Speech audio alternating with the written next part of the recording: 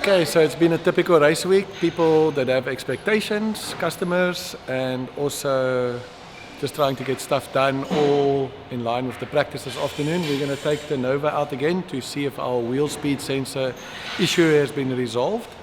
But it might rain this weekend, or today, so then I definitely won't take the Nova out. But yeah, we got a whole bunch of other BMs to test. The M3 with the sequential gearbox won't be done for this afternoon's practice, might be done for tomorrow's practice. And yeah, see what the afternoon holds.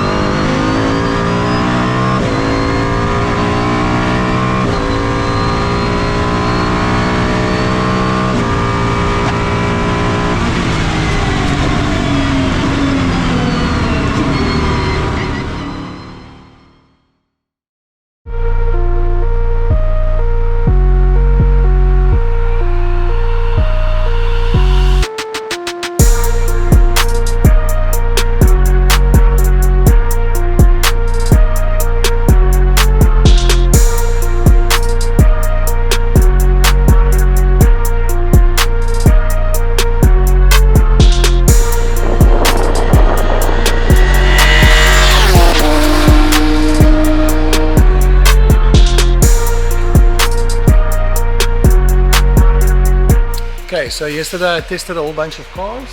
Obviously tested the Bosco BM.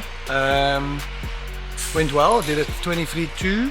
Still had a small amount of shudder, and this time I am putting it down to the disc. So we just did a bit of an onboard skim today, and they did confirm that there was a bit of run out. Put camber ons on the back just for a bit more camber on the back, as it still has the standard stuff.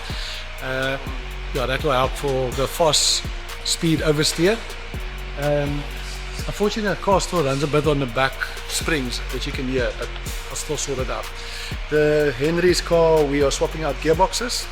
I took him out yesterday in the rain, so that was quite a cool experience for him, and I had fun.